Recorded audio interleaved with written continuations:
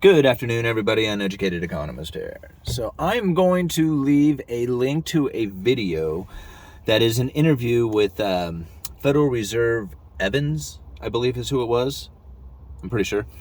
Anyway, the interview is nothing special except for about 16 seconds of the interview.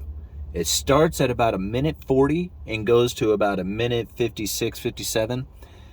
And in this short 16 seconds, he really tells why it is that I feel that the inflation is going to dissipate and that the real problem is going to be deflation. And it's because of the way that they are trying to conduct their monetary policy.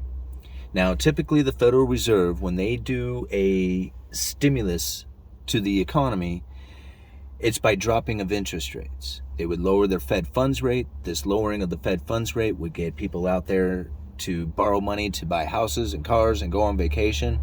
And this money going into the system would get, things moving. I mean, people would be spending money and the economy would be rolling. So it was a pretty effective tool for dealing with the recession. The only problem is that now we're down near the lower bound of zero, where dropping of interest rates is no longer an effective tool. Now, here's the problem. They know right now that they have the inflation game going.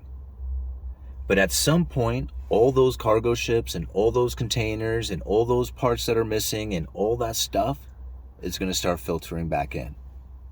And once the supply chain becomes reestablished again, and now I know it's going to be difficult to see and it's going to take time. And even he has admitted that, it's taken longer than they were expecting. Now, a lot of people can say that that is just them trying to play it, but those containers are sitting out there. Those ships are there and there's stuff on them. And if that stuff was sitting on the shelves instead of sitting out there in those container ships, I just don't feel the demand would be as high as it is right now. And if the demand wasn't as high, the prices wouldn't be either. So that's one of my reasons to believe that the inflation scenario is not sustainable. It's because of all this lack of shipping and manufacturing and everything else that's taken place with it. How long that takes to correct, again, I don't know. But it should correct itself. I mean, this is a self-inflicted wound that we have done to ourselves as far as the shortages go. Now, what he says at that 1:40 seconds is we are still in a low interest rate, low R-star world, where the effective lower bound is going to exert a downward bias to inflation. And that's a challenge for monetary policy to create sustainable inflation at the rate of 2%. So that's something to think about. We have a money velocity that is absolutely in the toilet. I will leave a link down in the description to the Federal Reserve's money velocity chart of M2 money velocity, and it is ridiculously low. And I can only assume that this is going to continue as the lack of economic activity has taken place.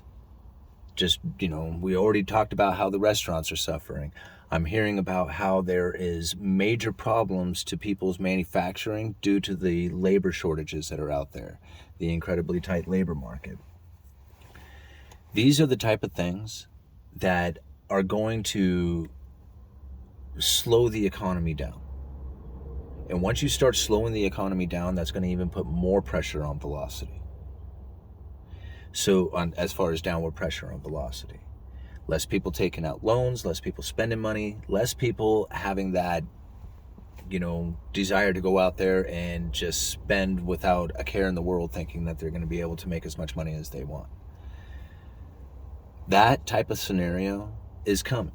That will be the pain. And the Federal Reserve will really not have much other choice to deal with it because, like I said, dropping of interest rates is no longer an effective tool.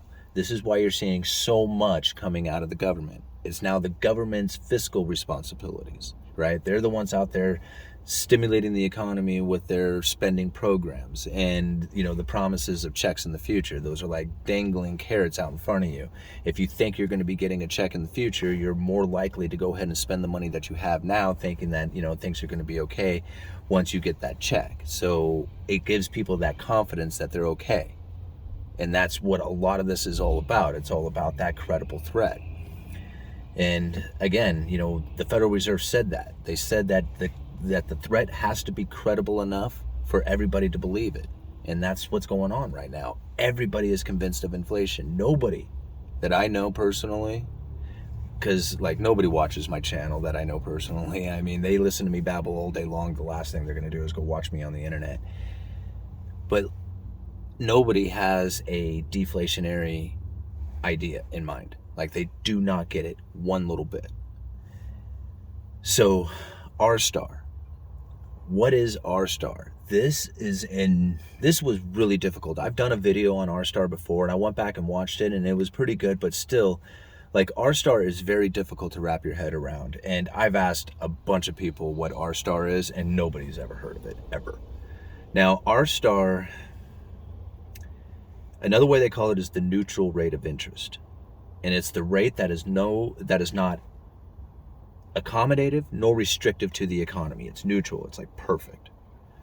And now when the Federal Reserve is in their money tightening or money restriction or their accommodative position, depending on which one they are, they want to either be above or below R-star, right? So that neutral rate means that they're neither supportive nor restrictive. They're just perfect. And then if they want to be accommodative, then they try and drop it below R-star. So that's what R-star is. R-star is the perceived idea of what inflation is, or not inflation, what interest rates would be in order to remain neutral in the economy, not be supportive or restrictive. The Fed funds rate is also kind of an imaginary number. It's the Fed saying, hey, this is the rate that we're shooting for, guys. Let's try and maintain this.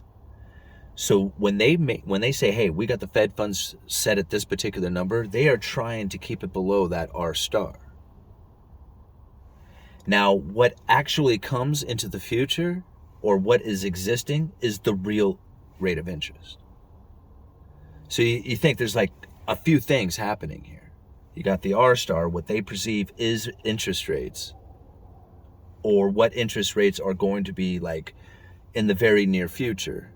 They are establishing their policies to try and either be accommodative, supportive to the economy, or restrictive to the economy based on this idea of R-star. But then you have the actual real rates that come through. And now if we go back and we read it again, we are still in a low interest rate, low R-star world where the effective lower bound, that dropping of interest rates, right, where the effective lower bound is going to exert a downward bias to inflation, where they will not be able to make the economy supportive by dropping the interest rates lower. See, the whole thing that's been taking place, this whole stimulus package is just exactly how it sounds. It was a stimulus package. It's like a shot of drugs, and it wears off eventually. And that's what the Federal Reserve is talking about in that short 16 seconds of video. Is he saying, yeah, once the drugs wear off, our monetary policy is restricted by this lower bound. We're going to have to come up with something else. So I feel that once that starts to take place, what he is describing there, that's the pain. That's the pain that people are going to start feeling. Whether it's their asset prices dropping or they're losing their jobs or whatever comes from it, it's going to be a situation in which the Federal Reserve knows that the dropping of interest rates is not going to be able to create that inflation that they're looking for. So it's going to be a new system coming from it. Just watch and see. It's going to be that digital currency, just like we're talking about. All right. Uneducated Economist. You guys let me know.